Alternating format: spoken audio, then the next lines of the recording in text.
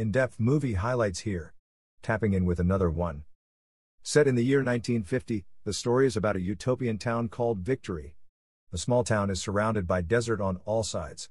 Several hundred residents live here, all of whom are extremely wealthy and live a posh lifestyle. All male residents living in the town are taking part in a mysterious project. The Victory headquarters is situated at the top of a mountain in the middle of the desert. However, women are strictly forbidden to venture into the desert. Legend says that if one ends up there, he will never return the same. The women are expected to just be concerned with their own houses and lives, and not question what their husbands do for a living. They're only told that their husbands are involved in the development of progressive material. While the husbands spend all their time at the Victory Project headquarters, the wives get to spend their time enjoying the beauty, luxury, and debauchery of their community. The founder of this whole place and project is Frank. Everyone regards him as a hero. The whole town is regularly blasted with Frank's inspiring speeches through speakers, where he promises to create something great. One day, the neighborhood is organizing a house party. The attendees include our protagonist Alice and her husband Jack, among other neighbors who all seem to be really close to one another. While the men keep talking about how they are all really lucky to be a part of the Victory Project, all the women seem to indulge in internal gossip or play drinking games.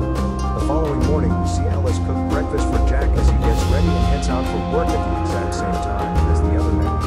All of them get into their respective cars as the wives bid them goodbye. The wives then engage in a sort of routine that includes cleaning every speck of dust in the house and cooking a 3-course lavish meal for their husbands. Occasionally, they enjoy themselves by gathering at the community house or by sharpening their ballet skills under the guidance of Shelley. She is a sort of rigid woman who seems to be hell-bent on making sure that these women follow the rules and regulations set by her husband and founder of this utopia, Frank. Everything seems perfect in this utopian town, but the controlled bubble of this utopia gets its first trigger when Frank organizes a party to welcome the newest members of the community, Bill and Violet. Everyone is present there, and like always, all the men and women seem to be completely wrong. However, before we can proceed any further, the woman named Margaret steps in. She still finds the courage to ask the question of all of them to train the last bench for the shuts over the tents, including Margaret's husband, and no one has ever questioned Frank. Nonetheless, Frank delivers yet another inspiring speech and tells the audience, prompting everyone to forget about Margaret. After the speech, Alice goes to look for her husband Jack, but she unexpectedly witnesses Margaret's husband Jack for some gold from the television and live politics which she found. However, Margaret is ill, so she doesn't pay much attention to this. The next day, it's all the way.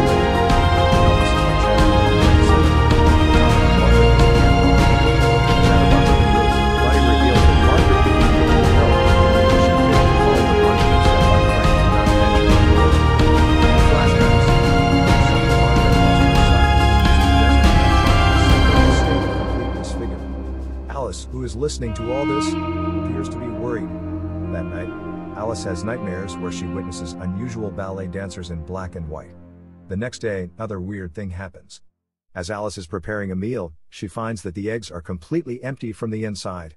Hence, after Jack leaves for work, she takes a lorry ride to clear her mind. All the women get down at the mall, but Alice decides to continue going. However, when she is about to reach the end of the line, she witnesses a red plane losing its balance over the desert skyline. Panicked, Alice asks the lorry driver to take her near the crash site, but the latter completely freezes and tells her that he is not allowed to. This is because the plane has crashed in the middle of the forbidden desert. But despite all the warnings, Alice decides to go on her own, as she is adamant on saving the survivors. After walking for a while, she eventually reaches the desert, which is barren and empty as expected. Alice does not find the plane or any wreckage, but what she finds is a large mountain, which leads her to a building. This building is none other than the Victory Town headquarters itself, the place where all the husbands apparently go to work. Trying to get help, Alice aligns her face to the building's glass opening, and the next we know, she is back at home waking up from a nightmare that had similar images as her previous hallucination. Alice is obviously shocked and confused by the incident, but she decides to hide it from Jack. Unfortunately, over the course of the next few days, her waking nightmares keep getting worse. Most of the time, she keeps hallucinating about the ballet dancers, and in one instance, she feels like she is being crushed by the walls of her own house. But one day, everything changes.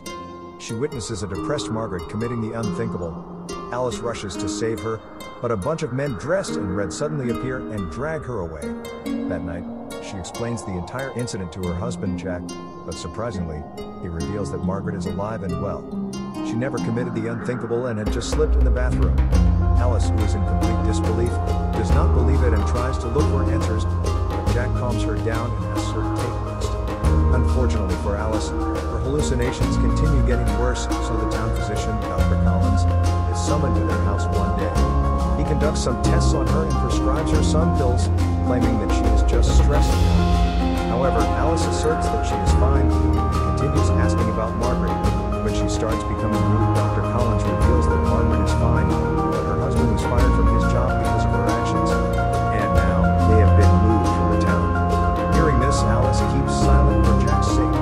Just then, she notices a file in Dr. Collins' suitcase that has Margaret's name on it. Alice covertly steals it while the doctor is away and later goes through it. To her dismay, most of it has been blacked out. The only thing she can find is details about Margaret's deteriorating mental health. The next day, Jack approaches her and gives her a dress. He asks her to wear it immediately, as the head of the town, Frank, has invited them to a special event. Despite not feeling 100%, Alice obliges him and she has no other choice. At the event, however, she again begins hallucinating and goes into a mental breakdown. Having had enough, she pleads with her husband to return home, but just then, Frank also makes a announcement. As Alice watches on nervously, Frank praises Jack and Jack starts screaming with joy. She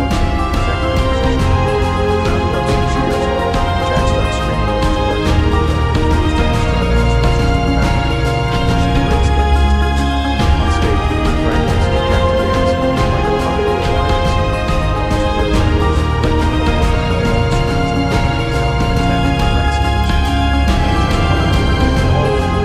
Meanwhile, Chatterbox, Bunny approaches Alice in the bathroom.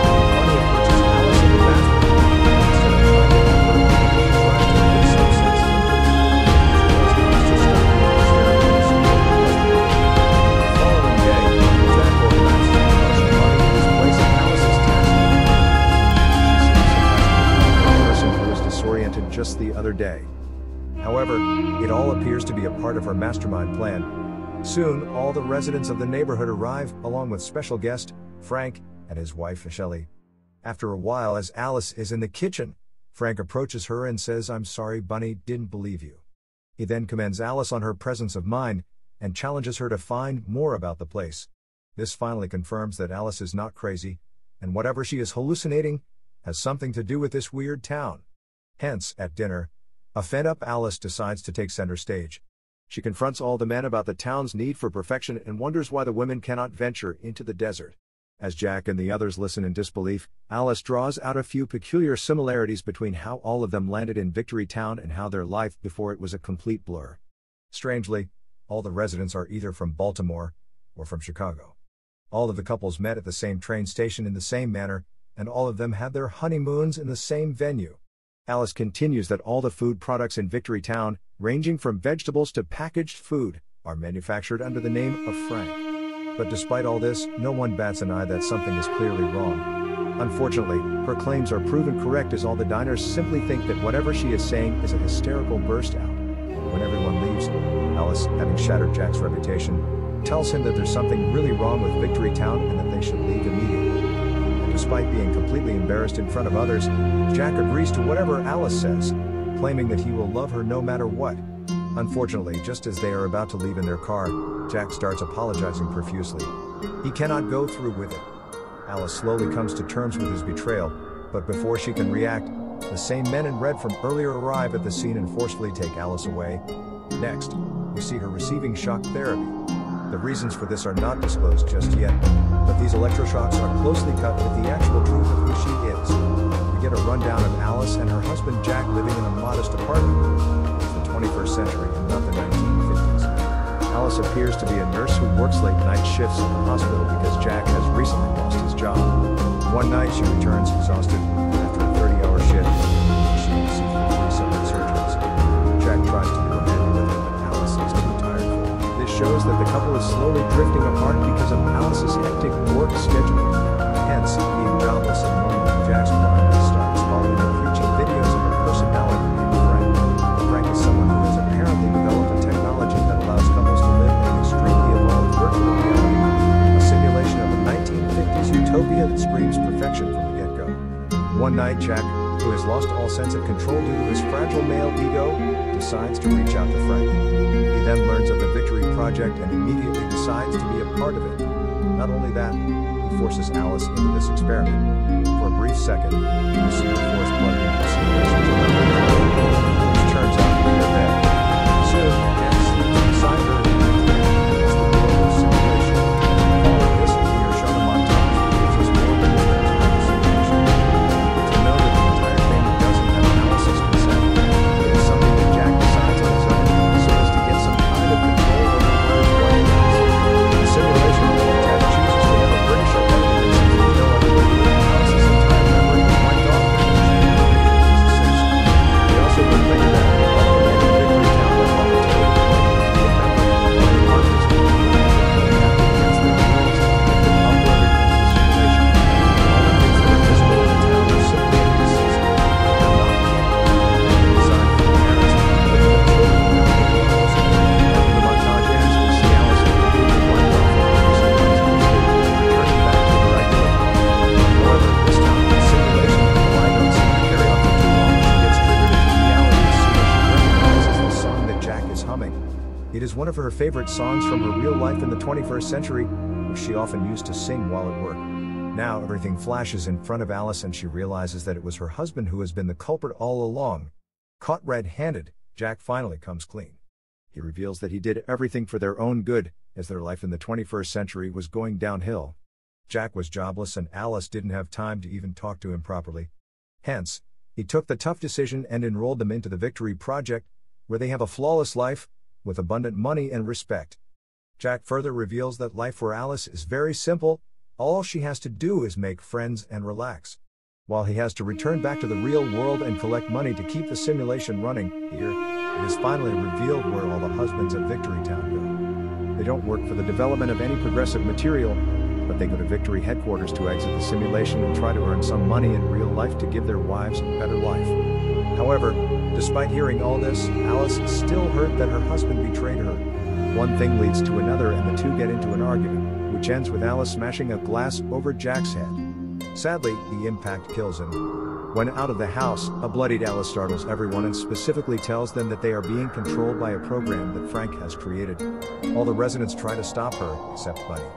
This is where we come to learn that out of all the women, only Bunny is aware of the truth behind Victory. It turns out that she agreed to sign up for it because in the real world, her children died. Bunny tells Alice to run away, explaining that if someone dies in the simulation, they will also die in the real world. And now that the men in red are coming for her, Alice has very little time. Hearing this, a frightened Alice immediately gets in her car and drives off to the one place from which she can escape, the Victory Town headquarters. On her way, she is met by Frank's henchmen. The men in red have been tasked to capture Alice or possibly kill her, consequently stopping her real-life body from ever waking up. This step is taken because Alice never signed up for the project, and if she wakes up and reports the authorities about it, Frank's empire will be doomed. Somehow, she evades the thugs and reaches the mountain. However, midway, her car breaks down, so she is forced to flee on foot. The men in red follow her closely. Elsewhere, as Frank is following the entire development via call, his wife, Julie, surprisingly stabs him in the chest and kills him. Before she departs, she simply says, "It's my turn now." Meanwhile, Alice reaches the top of the mountain. But just when she is about to approach the window of the headquarters, she has one of her visions where she sees Jack